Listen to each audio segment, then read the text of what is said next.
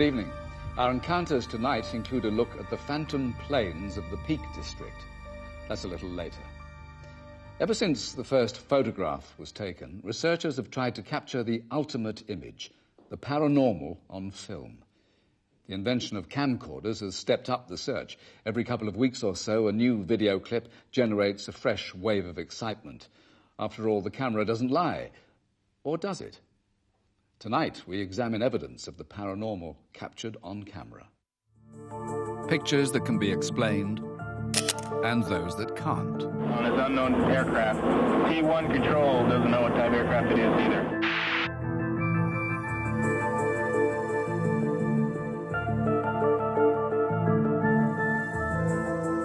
Flying saucers, ghouls and phantoms. Fact or fiction? Will we ever be sure? One thing is certain, this is a fake. 60 years after this picture of the Loch Ness Monster was taken, one of the team behind it admitted it was a hoax. Nothing more than a model monster powered by a toy submarine. These pictures convinced and baffled a generation after World War I. The so-called Cottingley fairies had even persuaded Sherlock Holmes author Arthur Conan Doyle. But 65 years later, Elsie Hill, one of the two cousins who took the pictures, finally admitted it was all a fake. These types of hoaxes come as no surprise to the founder of this magazine, who's made a career out of debunking paranormal stories. These are classic cases of things that have deceived people. When we look at them today with now decades of experience of looking at photographs and special effects on movie screens, they look very fake. In my experience, I've never actually seen either a paranormal picture or ghostly image that's not been faked or worked on. If you take the Cottingley fairies, you have the young lady looking at a fairy. Although her eyes are actually quite far away, you have a mismatch of focus. The fairy is very close to her, yet she's looking far away. So just how easy is it to mock up a convincing photo? Student photographer Ian Lott took these pictures. A UFO over Worcestershire. Ian's photos began as two paper plates simply wrapped together in silver foil and suspended from cotton. He photographed that and in the darkroom superimposed the image onto a background of open countryside. The result, a passable image of a flying saucer. The thing that happens if you have researchers who really, really want to believe in something is that they can be inclined to see what they want to see rather than what's actually there. This looks like a flying saucer and fooled many until the photographer admitted it was nothing more than a car hubcap. So how do you tell whether a picture has been faked? If you look at any image, it's quite possible to pick up telltale signs such as eyes not focusing, such as different contrast levels, such as different lighting techniques. Paranormal researchers have also pointed to photographs, such as this one taken in Raynham Hall, Norfolk, as evidence that ghosts exist. I love this photograph. I think it's a great photograph. There are so many techniques for double exposures and everything else that it's really hard to take it seriously as a genuine photograph of a ghost. Here's another ghostly apparition, but this is another of Ian Lott's fakes. All I done was just take a picture of somebody walking down the stairs, then reshot the same photograph without the person on the stairs, and it actually gave them a translucent image. This picture caused a storm when it was published. Does it show the ghost of a young girl pictured in the burnt remnants of Wem Town Hall in Shropshire? The image of the young lady standing on the balcony, you can quite clearly see on the midriff, on the shoulders, through her arms, there has been a double density, almost the image coming through the bars, which is typically where you would lay one image on another. And all these things point to, certainly in the Wem pictures, that there has been possibly some double image or double exposing, which gives it that impression of a ghostly image. Writer and photographer Robert Irving produced this photograph only to find it the center of worldwide stories about aliens landing on Earth. Robert created the picture to illustrate an article he was writing for Fortean Times about an Italian UFO scare. As soon as the article came out, the Italian media jumped on it, basically, and published it, portrayed it as genuine. A photograph of a UFO in a hangar seemed to be exactly what they needed. The whole thing was so easy to do. Robert created his photograph on a computer. Modern programs allow you to manipulate any image. The scope of these things is unlimited. Anything can be done. The only limits are the imagination, really. Basically, I just took a lot of care recreating the struts in front of the flying saucer. It gave it an added extra realism. Trick photography is nothing new, and there are many reasons why people go to such lengths to fake photographs. I figured that we could all do with a photograph of a UFO in a hangar. I did it for fun. But what about photographs that are genuine but simply misleading? For example, this one, apparently of a UFO. To me, this is a great example of a picture that was not taken in order to deceive anybody, but is extremely deceptive. In fact, the US government released the image to show how easily people can misinterpret what they see in the sky. Actually, it's a B-36 bomber taken from an unusual angle. The belief that the camera never lies is completely wrong, and photographers have always known this. Moving images present the same difficulties. Is this a UFO, or is there a more mundane explanation? It's quite common that you'll get an effect of a light appearing in the lens, sort of hanging in the sky. This can look like a square or diamond shape or even a pentagon. That's actually caused by stray light coming into the lens and being reflected off the internal surfaces of the lenses, and you get a mirror image inside the lens of the lens iris unit. And in effect, you're seeing something that isn't really there. Objects apparently moving of their own free will, filmed from the space shuttle, caused excitement among UFO researchers. But in fact, they could be explained away as shuttle debris and waste being ejected into orbit. And what about this picture, apparently of a face in Mars, taken by a NASA space probe? Is it a natural formation or something built by a race of Martians? The idea that human beings have a large primate cousin was given extra credence with this film of the creature known as Bigfoot, taken in North America. But what do scientists think? I first saw that clip about 30 years ago, and I thought it was a hoax then, and I think it's a hoax now. It looks very much to me like a man in a monkey suit. The limb proportions and body shape are entirely human. The gait is human with a few exaggerations, a bit of extra arm swinging and so on. The most convincing thing was the way that the coat ripples. The coat is not attached, as it were, to the underlying flesh. And what about this? Is the idea of a flying saucer over Manhattan just too strange to be true? I really think if there were a flying saucer barreling around Manhattan, first of all, the comedian David Letterman would be out getting it on his show. Second of all those tourists on the Empire State Building would be taking lots of pictures of it. It's just hard for me to believe that in a city the size and never sleep character of New York, it would be hidden. But there are some items that still intrigue and baffle once hoaxes, photographic mishaps and anomalies are ruled out. This photograph of a Navy unit taken in 1919, for example. Despite extensive analysis, no one has come up with an explanation for the presence of the apparition in the back row, a former member of the unit who'd been killed 3 days earlier. When I first saw this photograph, I assumed it was a fake. In the back row, the chap fourth from the left, looking over his left shoulder, there's the ghostly face of a naval mechanic, Freddie Jackson, who'd been killed in an accident some 3 days earlier on the base. He'd walked into a propeller. The photographer, as far as I know, wouldn't have been aware of this accident. Make up your own mind about these UFOs filmed in Las Vegas by Englishman Ray Wardle. For some reason, I went up onto the roof of the garage at work and started filming what I thought was probably two planes coming into land, until one dived very, very fast towards the ground. Then some minutes later, a third one comes along, which is probably 2 to 3 times the size. These two objects, which are floating around, they seem to lock onto it.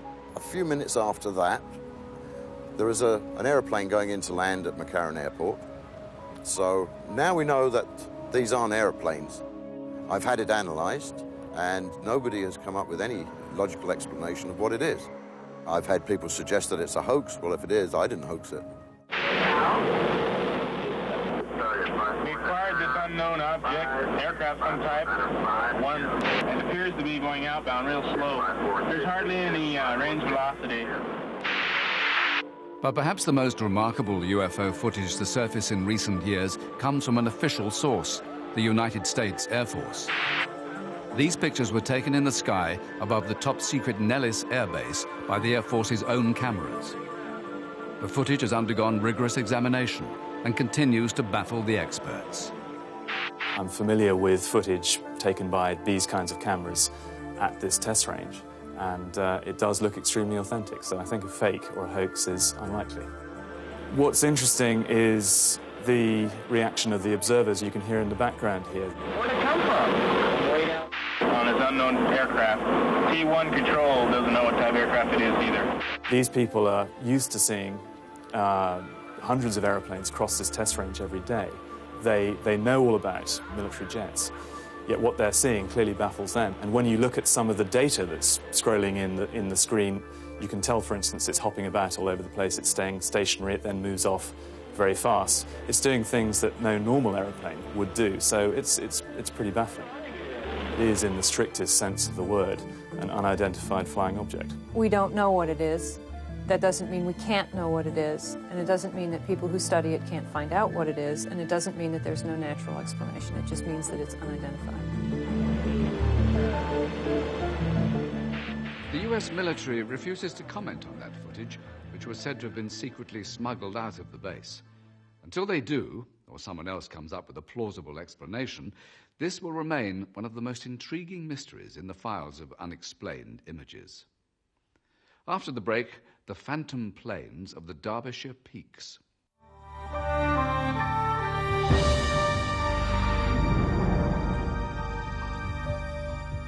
Where would you expect to find a ghost? Somewhere historical, usually. Gothic castles, creepy graveyards, and old country houses are favourite. Comparatively newfangled things like aeroplanes don't often get a mention. But airborne apparitions are what witnesses claim to have encountered in tonight's second story. The Derbyshire Dales, where swirling mists descend almost daily to swallow up those brave enough to venture onto the hills. In the skies above, the dense fog can be just as treacherous and unforgiving. Littered with crash sites, the peaks are a graveyard for more than 200 aeroplanes. Many of the crews who lost their lives were returning from wartime bombing missions, young men who weren't ready to die. The tragic nature of their deaths may account for the Peak District's long history of mysterious sightings. For Sheffield postman Tony Ingle, the peaks provide an escape from city life. Last summer, he saw something that he couldn't explain. Took the dog up the lane for a walk, got so far up, and then I suddenly saw this plane out of the sky coming down the valley. And it was very, very eerie. The propellers were going around, but there was no sound. And it was dipping all the time, as if it was getting lower and lower. And I thought, crikey, this thing's going to crash.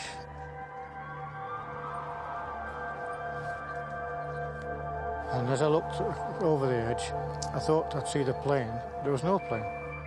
So I just looked, and there was just lambs and sheep in the fields. The best way to describe it was as if someone had died and he'd moved into a room, and it was just like death. It was terrible. It was a very eerie sensation, not very nice at all. And since then, we've tried to get him up the lane, and he just won't have it. He'll just cower down at certain areas, and you've got to visibly pull him up. And we've tried it with myself going up the lane with a dog, my wife going up with the lane with a dog, and friends, and he just won't have it. Come on! Was Ben displaying evidence of the sixth sense that many animals are believed to possess? A few Dakotas are still flying today. Maybe that could explain what Tony saw. Well, we've got 11 Dakota aircraft, and therefore that makes us certainly the largest Dakota operation, civilian Dakota operation in the world, in fact. And we checked into the flight time details that you gave us, and we found that none of our aircraft were airborne, let alone in the area that you specified on the time in question. The only other British Dakota that could have been flying at the time belonged to the RAF. It was airborne that day, but 150 miles away. So no Dakotas had been flying in that area at the time of Tony's sighting. But one had crashed there 50 years earlier. Yeah, 15 to 5, that was embarrassing. Well, at a ground crew... A crew of US servicemen prepare to board a C-47 Dakota at Leicester East. The war in Europe has just finished, and spirits are high. It had something to do with your pitching. Oh, yeah? Well, if you're going to throw a curveball, I mean, I don't want to criticize. Come on, don't spare me. If you're going to throw a curveball, you want to put some curve on it. That's something... Hey, how you doing? Hi there, lads. My name's John. John, I'm George. Pleased to meet you, George. Earl. Pleased to meet you, Earl. What can we do for you? Well, a little bird tells me that you lads are flying up to Scotland, Renfrew. As a matter of fact, we are. Well, you see, the thing is, I'm looking to visit my mum, who's in Renfrew, and I was wondering if you might have room for a little one. And the Jeep, of course. And the Jeep as well? Yeah. I don't know. Yeah, well, we usually got room for a small Scotch, John. All right, you're on. Thank you very much. Okay, guys, you ready? You got the pins and rudder lock? Yeah, down the pins, doing the lock. All right. And you guys, we're gonna get you next time. No chance. With their extra passenger, RAF serviceman John Dunlop Main, the US airmen set off for Renfrew, north of the border, on a purely administrative mission. One clear.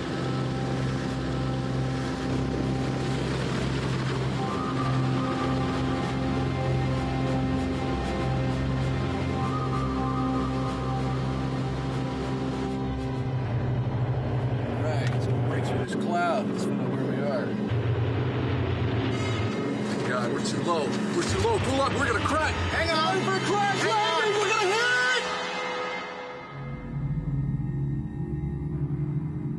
hit. Official papers record the roll call of the dead: 6 American servicemen and 1 British.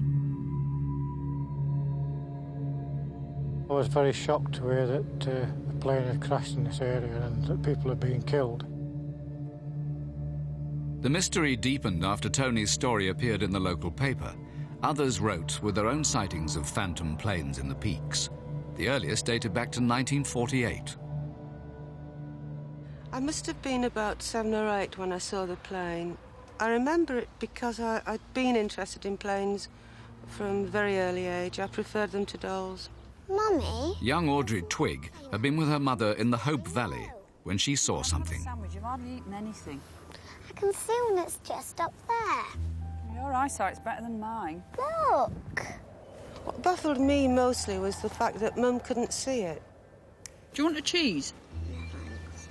I think the strangest thing was how low it was. Weather's turning. Could Audrey's sighting all those years ago be part of the same mystery as Tony's encounter? Paul Booth and Stephen Lewis devote their time to piecing together the history of the tragedies. In my research, I found that a lot of these phantom sightings was actually taking place in areas where the actual aircraft have crashed. But what about the Hope Valley, where young Audrey made her sighting? There was a Airspeed Oxford crashed in the Hope Valley, and the young pilot was only 19-year-old, and he was doing his first solo navigation flight, and he took off in clear weather, and a cloud came down as it is today, and he descended through the cloud to try and find his position, and the aircraft flew straight into the moor. Tony Ingall's story also brought more recent sightings into the open. Verena Bishop from Sheffield had her own strange experience in 1994. It was a Thursday afternoon in March. I was walking from Hope along the Castleton Road. Something made me look up into the sky, and seemingly just above my head was this plane. There was no sound whatsoever. The wing must have been directly over my head because I just saw the fuselage. And I thought it's going to crash. I had to duck. It was so low, I thought it's going to hit me.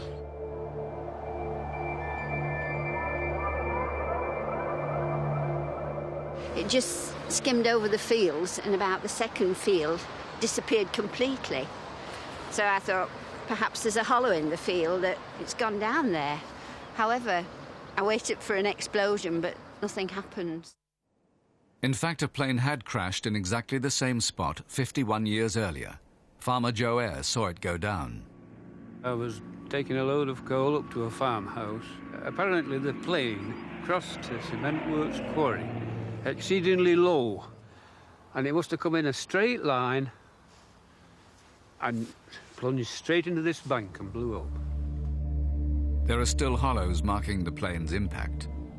5 airmen have been on board a Wellington bomber flying from Wellesbourne, Mountford, near Stratford-upon-Avon in 1943.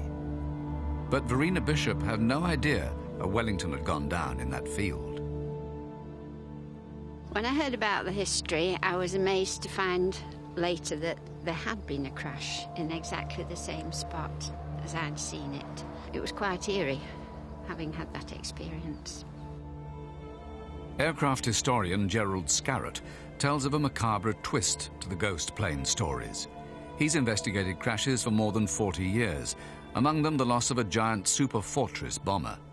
The B-29 crashed in November 1948 on Bleaklow, which is the biggest hill at the back of Glossop, 1,600 feet above sea level. Gerald's fascination with the history has taken him on numerous visits to the scene of the crash. It was my birthday, 1974, and just scratching about in the wreck. It had been raining very hard, and when it rains very hard, it kind of sieves all the small pieces. And I bent down, and I thought it was a brass washer, and when I picked it up, it was a ring. I wiped the peat out of the inside of it, and it had a name on, Landon P. Tanner. I knew all the names of the crew, and he was the pilot. And I sent it back to the States. It was on a routine reconnaissance photo mission from RAF Scampton. Well, with me finding the ring, these chaps from Birmingham who do this kind of thing in Snowdonia got in touch with me. She said, can we come up and can you show us the wreck? I said, yes. So they came up, and I took them up to the V-29. They found one of the crew's watches smashed, and it had stopped at 10:50 the time. One of the lads said, whereabouts did you find the ring? And I said, here. And I kind of bent down to show him the exact spot. And the next thing I looked up, and they were kind of 10, 15 yards away. And they just scarpered off them more like scared rabbits. Where are you going? They were just ashen-faced and left me there. And it's quite away from the road. When Gerald caught up with them, they told him what they'd seen.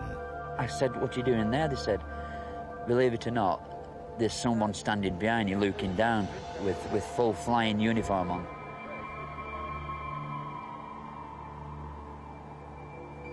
Hey, what's up?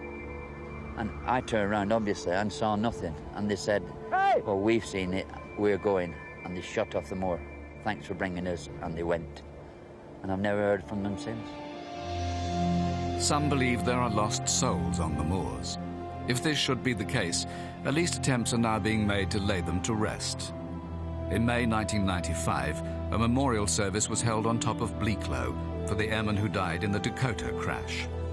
9 months later, the tragic victims aboard the Wellington were remembered with the laying of a plaque in the Hope Valley. There are more memorials planned, but since those commemorations, there have been no reported sightings of the Wellington. The Dakota hasn't been spotted either. For all that, Tony Ingle says his dog Ben still won't return to the site of the crash. Good night.